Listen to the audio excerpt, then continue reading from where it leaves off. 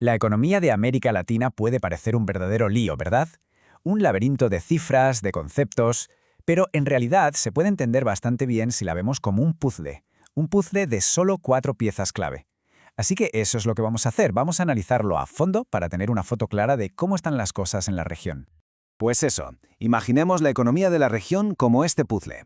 Cada pieza que vamos a poner hoy sobre la mesa es un pilar fundamental. El crecimiento, por un lado, el coste de la vida, por otro, cómo andan las cuentas del gobierno y, por último, el dinero que viene de fuera. Al final, veremos cómo encajan todas y qué imagen completa nos revelan. Venga, pues vamos a ello. Empezamos con la primera pieza, la que nos permite, digamos, tomarle el pulso a la economía, el famoso Producto Interno Bruto, o PIB, como lo conocemos todos. Entonces, ¿qué es exactamente el PIB? Pues básicamente es la suma de todo, absolutamente todo lo que se produce en un país durante un tiempo determinado. Desde el café que nos tomamos por la mañana hasta un coche o la construcción de un puente, todo suma. Por eso, si el PIB crece, es buena señal, la economía se expande, se mueve y eso normalmente significa más empleo, mejores salarios, en resumen, es el termómetro principal de la salud económica. Y aquí es donde nos topamos con el primer gran problema. Como bien señalan los expertos de la CEPAL, la región lleva ya, ojo, una década entera atrapada en un ciclo de crecimiento muy bajo. Y esto no es una anécdota, es un problema estructural que limita muchísimo la capacidad de los países para mejorar la vida de la gente y para afrontar los grandes retos que tienen por delante. Y si miramos los números, las proyecciones, pues la historia se cuenta sola, ¿no? Vemos que en general la región a duras penas pasa del 2% de crecimiento. Hay diferencias, claro. Fíjate en los altibajos que se esperan para Argentina, por ejemplo. Pero la foto general, la tendencia de fondo, es la de un motor que va muy lento, casi al ralentí. Y la pregunta es, ¿qué es lo que tira de este carro tan lento? Pues sobre todo el consumo privado. Es decir, lo que gastamos las familias en el día a día. Pero claro, ese motor ya empieza a dar señales de agotamiento. Y mientras tanto, la otra pieza que debería estar empujando con fuerza, que es la inversión de las empresas, pues está muy floja. Este desequilibrio es una de las causas de fondo de este estancamiento. Y claro, este crecimiento tan débil se nota, y mucho, en el bolsillo. Lo que nos lleva directamente a la segunda pieza del puzzle, el coste de la vida. O lo que es lo mismo, la inflación. Todos sabemos bien lo que es la inflación, ¿verdad? Es ese fenómeno que hace que nuestro dinero valga cada vez un poquito menos, que con el mismo billete mañana compremos menos cosas que hoy. Es ese aumento general de los precios que se come nuestro poder de compra y que se mide con el famoso IPC, el índice de precios al consumidor. Pero, ojo, que aquí tenemos una buena noticia. Después de unos años muy complicados con los precios disparados, parece que la cosa se ha calmado.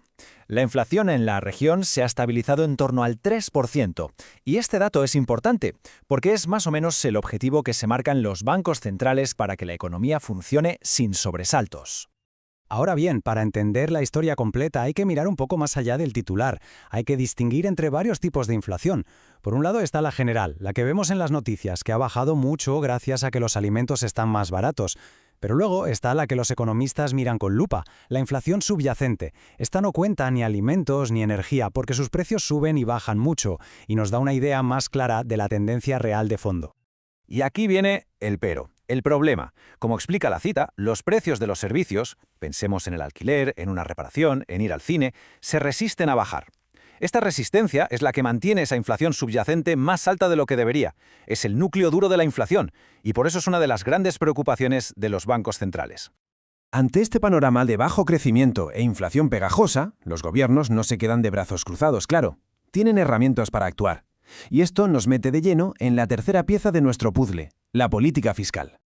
La política fiscal, para que nos entendamos, es como la gestión de la cartera del Estado. Por un lado están los ingresos, que vienen sobre todo de los impuestos, y por otro, los gastos. Servicios públicos, infraestructuras, salarios. Con esas dos palancas, el gobierno intenta dirigir la economía. El problema es que aquí hay un desafío gigantesco.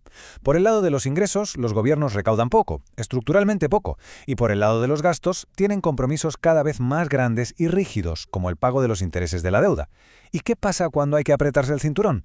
Pues que lo primero que suele caer es la inversión pública, que es, irónicamente, justo lo que se necesita para crecer a largo plazo.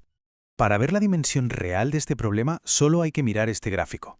La diferencia es brutal. La recaudación en América Latina está a años luz de la de los países más desarrollados.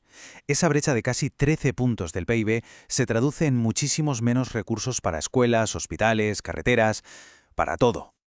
Y si nos preguntamos por qué se recauda tan poco, bueno, pues aquí tenemos una pista, y es una pista de las grandes. Fijaos en la cifra, 433.000 millones de dólares. Es una barbaridad. Es el dinero que se calcula que se pierde cada año por evasión de impuestos. Imaginaos todo lo que se podría hacer con esa cantidad de dinero. Todo esto que hemos contado se resume en una expresión que oímos constantemente, bajo espacio fiscal. Suena técnico, pero es muy simple. Significa que los gobiernos están atados de pies y manos, tienen un margen de maniobra mínimo para gastar más en lo que de verdad importa, sin que sus cuentas públicas se descuadren por completo. Entonces, si los gobiernos tienen tan poco margen, la pregunta es obvia. ¿De dónde puede salir el dinero para impulsar la economía? Y esto nos lleva a la pieza final de nuestro puzzle, el dinero que no viene de dentro, sino de fuera. Hablamos de la inversión extranjera directa, la IED, y es que es absolutamente clave, porque no es solo dinero que entra, es capital que va a proyectos concretos, que crea puestos de trabajo y, muy importante, trae consigo tecnología y nuevos conocimientos de gestión. Es una vía fundamental para tapar ese agujero de financiación que los países no pueden cubrir por sí mismos. Pero claro, este dinero no llueve igual para todos, ni mucho menos. La inversión está tremendamente concentrada. Fijaos, Brasil y México, las dos grandes locomotoras, se llevan casi 2/3 de todo el pastel. El resto, 1/3, se tiene que repartir entre todos los demás países. Y un ejemplo perfecto de cómo funciona esto, que además está muy de actualidad, es el famoso nearshoring. ¿Qué es? Pues son empresas que antes fabricaban en Asia y ahora están moviendo sus fábricas a México para estar más cerca del mercado de Estados Unidos. Es una oportunidad de oro para México y un ejemplo clarísimo de cómo las tendencias globales pueden jugar a favor de la región. Bueno, pues ya está. Ya tenemos las 4 piezas del puzzle sobre la mesa. El crecimiento, la inflación, la política fiscal y la inversión extranjera. Ahora llega el momento de la verdad. Ver cómo encajan todas y qué imagen nos revelan. Y lo que vemos es que todo está conectado, pero en una especie de círculo vicioso. Vamos a seguir la cadena. Si el crecimiento del PIB es lento, el gobierno recauda menos impuestos. Si recauda menos, tiene ese bajo espacio fiscal, o sea, poco dinero para invertir. Y como no puede invertir lo suficiente, ¿qué pasa? Pues que la región se vuelve cada vez más dependiente de la inversión que viene de fuera para poder tirar hacia adelante. Es un ciclo que se retroalimenta. Y claro, al ver esta imagen completa, este mecanismo, la pregunta es inevitable. Con todas las piezas en su sitio, si hubiera que mover una sola ficha, una sola palanca para intentar cambiar toda la imagen, ¿cuál sería? ¿Dónde está el punto clave que podría romper este ciclo y dibujar un futuro económico diferente para América Latina y el Caribe? Ahí queda la reflexión.